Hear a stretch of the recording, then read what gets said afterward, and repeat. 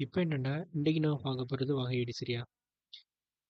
இந்த வகையீடுன்றது ஒரு ஈஸியான பாடம். உதாரணத்துக்கு எப்படி பார்ப்போம்னா, ஒரு பெரிய காடு ஒன்று இருக்கு சரியா? இந்த காடு இது நைட்ல சரியான இருட்டத்தன இருக்கு. அந்த டைம்ல நீங்க நடந்துட்டு போறீங்க சரியா? அந்த டைம்ல நடந்துட்டு போகக்குள்ள உங்கள்கிட்ட ஒரு டோர்ச் லைட் ஒன்று கிடைச்சிது. அந்த டோர்ச் லைட் தான் இந்த டெல்டா எக்ஸ். இந்த டெல்டா எக்ஸ் தான் அந்த டோர்ச் லைட்.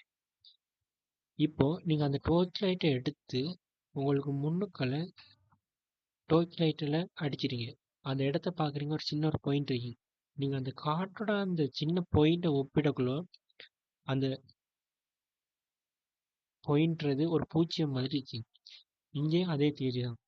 இந்த காடு இருந்துச்சு, இந்த காட்டுக்கு நீங்கள் நடந்துட்டு போகக்குள்ள ஒரு இடம் ஒன்று வருது, அங்கே அந்த டோர்ச் லைட்டை அடிச்சிருங்க. இந்த காடு தான் வகையீடு. அந்த சின்ன இது தான் இந்த டெல்டா எக்ஸ் தான் அந்த டோர்ச் லைட் பட்டு வச்ச இடம் டெல்டா எக்ஸ்.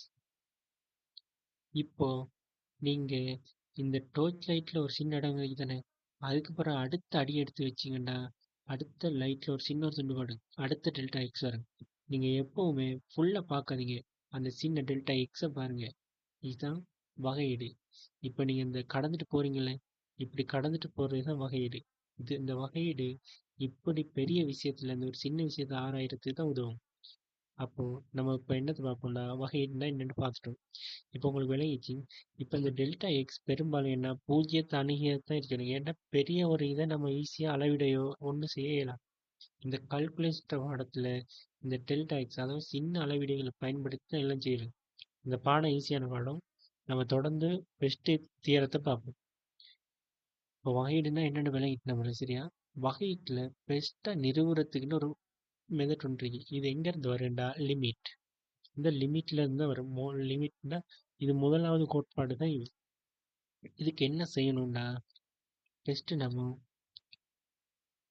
எஃப்எக்ஸ் அப்படின்ற ஒரு சார்பு ஒன்று இருக்கு சரியா? எஃப்எக்ஸ் அப்படின்ற ஒரு சார்பு. இந்த சார்பு சரியா, இந்த சார்புல எக்ஸ் வந்து ஏ அணுகுக்குள்ள, எக்ஸ் வந்து ஏ அணுகுக்குள்ள இந்த சார்புற வகையீடு எப்படி வருண்டா, நம்ம போடுறது எஃப் டேஸ் பிரக்கெட்டுக்குள்ள ஏ, அந்த எக்ஸ் இருக்கிறது ஏ வரும். லிமிட் லிமிட் இந்த எச்ன்றது அந்த டெல்டா எக்ஸ் மாதிரி தான். இந்த எச்ன்றது பூஜ்ஜியத்தை அணுகுக்குள்ள பெஸ்ட் நம்ம வேணும் எஃப்எக்ஸ் எஃப் பிரக்கெட்டுக்குள்ள, பிரக்கெட்னா அதில் ஃபங்க்ஷன் இது ஏ பிளஸ் ஹெச், அந்த இது முடிய மைனஸ் எஃப்இன் ஏ, அதுக்கு கீழே ஹெச், அந்த சிறிய வருமானம். இதுதாங்க அந்த முதலாவது சமன்பாடு அல்லது முதலாவது விதி.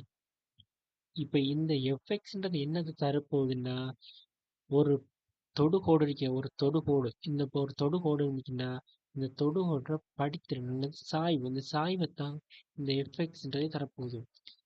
இதே மாதிரி தான் அங்கே வார எல்லா இதுவும் இருக்க. இப்போ உதாரணத்துக்கு பார்த்தோம்னா எஃப் எக்ஸ்ன்ற ஒரு சார்பு இருக்கு. அதில் அதில் இது எப்படி வரப்போனா எக்ஸ் வர்க்கம் பிளஸ் எக்ஸ் பிளஸ் ஒன் அப்படின்ட்டு இருக்கு. இங்கே இந்த எக்ஸ் வந்து ஒன்று அணுகக்குள்ள இப்போ நம்ம அந்த முதலாவது விதியை பயன்படுத்தி இந்த சார்புக்கான இதை பார்ப்போம். சார்புக்கான ஆன்சரை பார்த்தோம்னா, இல்லாட்டி சாய்வோட பார்த்தோம்னா இப்படி தான் வரப்போம். முதலாவது எஃப்எக்ஸ் ஒன்று உள்ள போடுறோம்.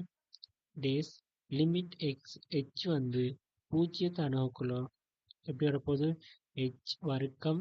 அதாவது என்ன செய்யணும்டா, நீங்கள் இந்த சார்புல எக்ஸ் இருக்கே, அதுக்குள்ளே இந்த எக்ஸ்ன்ற சின்ன பெருமானம் 1 + எக்ஸ் முழுவதின் வர்க்கம், இது 7.